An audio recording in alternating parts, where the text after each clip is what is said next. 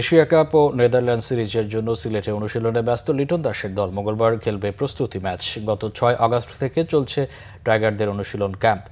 ঢাকা পর্ব শেষে সিলেটে শিষ্যদের ব্যাট বলের চর্চায় তৈরি করছেন কোচ ফিল সিমন্স।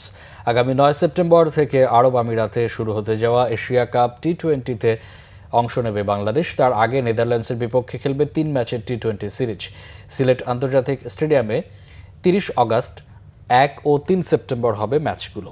এশিয়া কাপের প্রস্তুতিতে ডাচদের বিপক্ষে ম্যাচ 3টি বেশ গুরুত্বপূর্ণ লিটন দাসের দলের জন্য। এই সিরিজে বড় স্কোর গড়া, কঠিন পরিস্থিতি সামাল দেওয়া সহ ক্রিকেটারদের স্কিল ও কৌশল যাচাই করবেন কোচ। সিলেটে অনুশীলন ক্যাম্পে জাতীয় দলের বাইরেও আছেন আরও বেশ কয়েকজন। নেদারল্যান্ডসের বিপক্ষে স্কোয়াডে না থাকা পেসার নাহিদ রানাও করছেন অনুশীলন। প্রতিদিন বিকেলে ও সন্ধ্যায় 2 স্লটে অনুশীলন করছে ক্রিকেটাররা। মঙ্গলবার নিজেদের মধ্যে প্রস্তুতি ম্যাচ খেলবে টাইগাররা। এদিনই ঢাকায় এসে সিলেটে যাবে নেদারল্যান্ডস দল।